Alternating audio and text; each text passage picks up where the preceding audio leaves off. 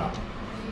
So we welcome you all to this session of GYM, which is Give Yuva Manch, and we are reading and trying to understand Bhagavad Gita as it is, has been translated and purported by His Divine Grace Abhay Charana Ravinda Bhakti Vedanta Swami Thakur Srila Prabhupada. Srila Prabhupada ki. So we pray to the Supreme Personality of Godhead, Shri Radha Krishna, Shri Gaurannga, Srila Prabhupada, and all the devotees of the Lord, that they provide us with their mercy so that we can take full benefit from this session, which is unalloyed devotional service of Shri Radha Krishna, Shri Gaurannga.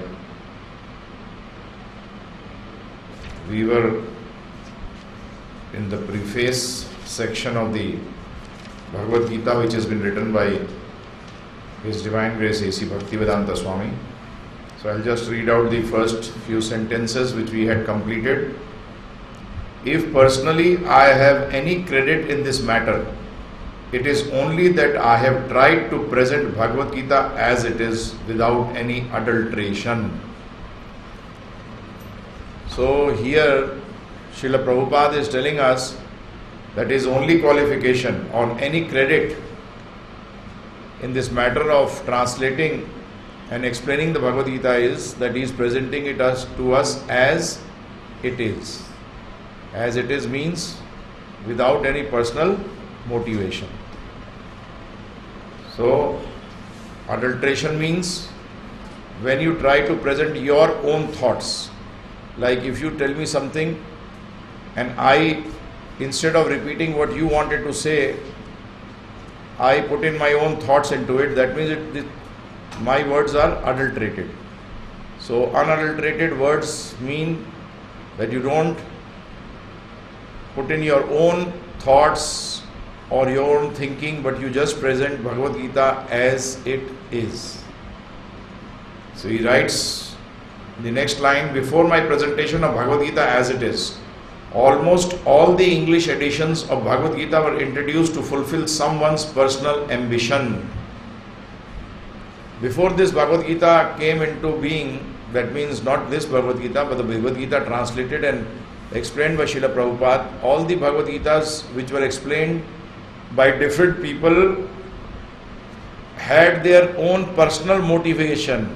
They had their personal motivation behind the translation and explanation.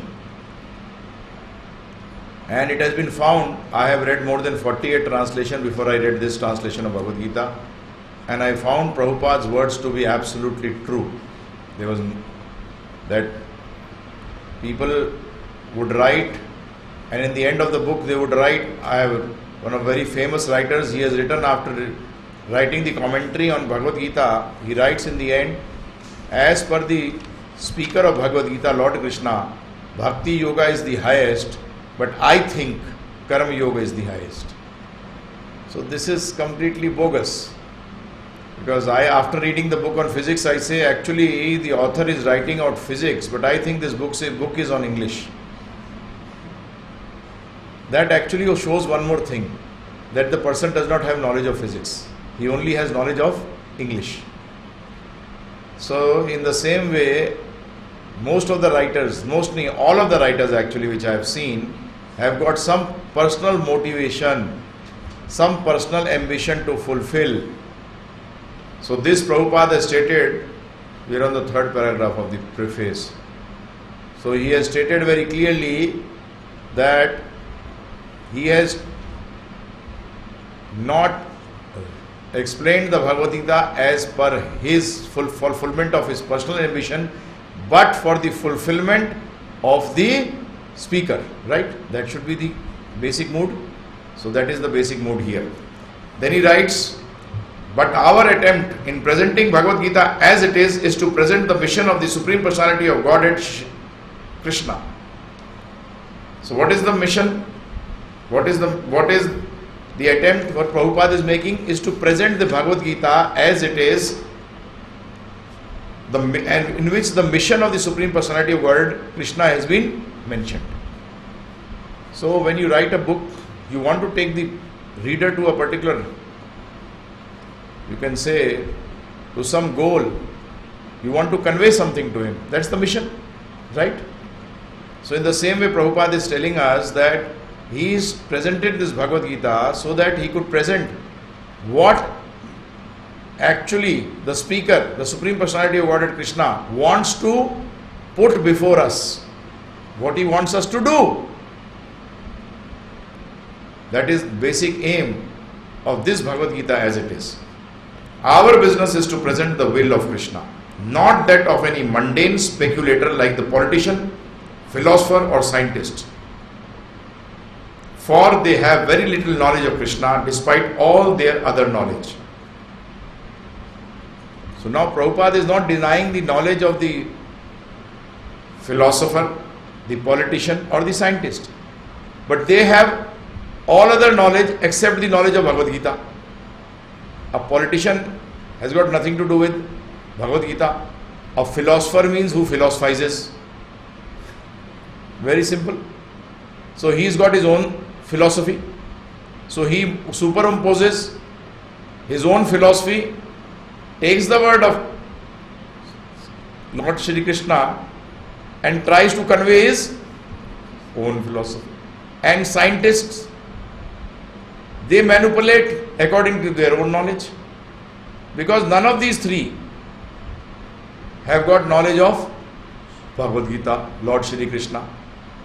Why? Because they have not studied about Lord Shri Krishna. Now you have knowledge of English doesn't mean that you can be a good writer on physics. Yes, the language may be very good, but the content will be hopeless.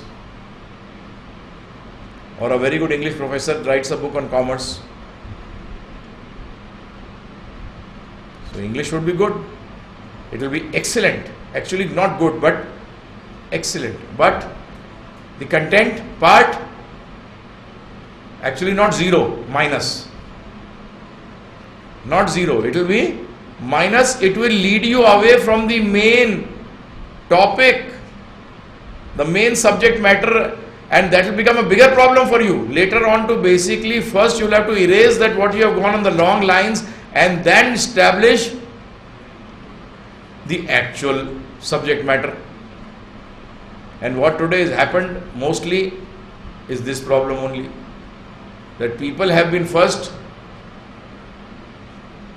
taken away from the subject matter. So now today when we read this, it becomes very difficult because we have to erase all that and then come on to the right lines.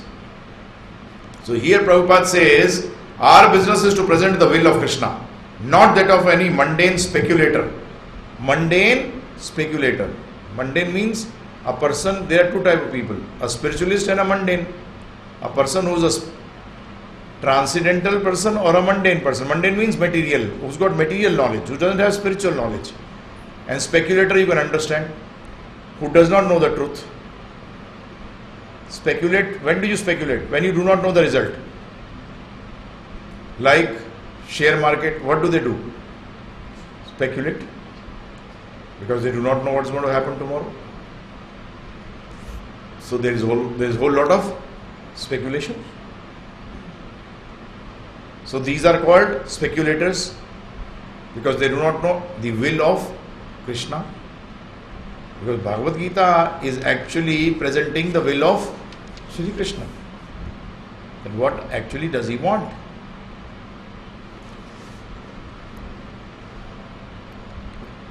For they have very little knowledge of Krishna despite all their other knowledge. So the problem is this, they have got very little knowledge of the subject, that is Shri Krishna. Though they may have other knowledge, so we are not bothered. You may be I want to learn physics from you. You may be a very big accountant, a chartered accountant, famous in the world. But what is the use? For me, you are useless. You are actually useless for all matters related to physics. Not only for me, but for everyone else.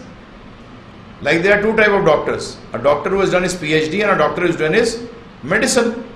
Both are known as Doctors. Now someone tells you, you are sick, he says go to a doctor. You go to an English literature PhD. What is going to happen? Are you going to get cured? No. So you understood this? So that is why this is a very important point which Prabhupada ji is raising here, that why one should read this Bhagavad Gita as it is. That's why he named the Bhagavad Gita, that Srimad Bhagavad Gita, as it is.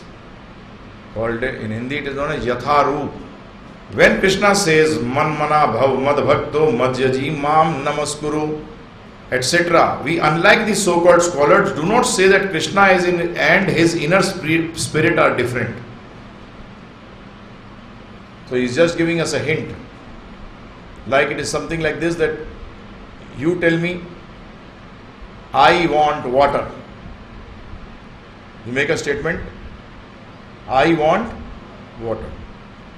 Now I repeat the same statement, I want water. That means it is not you who is wanting water, it is I, and I drink water. Is it right or wrong? Wrong. Here Krishna is saying very clearly that Man Mana Bhav Mad Bhakto Madhyaji Mam Namaskaro. That means you surrender unto me, become my devotee, worship me. But now how do they talk? That surrender to me. Arey, this is Krishna who is saying surrender to me. Then the other logic they will give, no, Krishna is not saying that you should surrender to him. You should surrender to something which is inner, not Krishna. Now like he says, I want a glass of water. I say, it is not actually he saying who wants the water. Someone else is there inside. That's why you don't have to give him water. Arey, come on, he is feeling thirsty, he wants a glass of water, give him water. Let him quench his thirst. So this is how they distort the whole Bhagavad Gita. They're playing the fool with Bhagavad Gita. Big philosophers, Sanskrit scholars. People in India think that if you know Sanskrit, you know Bhagavad Gita. How is that possible? You may know a language, doesn't make you a person who's, like for example, there are the atomic physics, there is only quantum mechanics, there are only books in English, for example. Quantum mechanics is a part of physics. So quantum mechanics, there is only books on English, in English. Now you say that this person is an English professor, so he is a physicist. He knows quantum mechanics. Because all books of quantum mechanics are written in English. No. But in India, that's the biggest mistake, which is what has happened. Yes, if he knows English and he knows physics, it becomes easier for him to understand quantum mechanics. But that is not the main criteria. Because if someone translates that English book into French, if you know French, into Russian, if you know Russian, into Hindi, if you know Hindi, it is good enough or not? But the translation should be as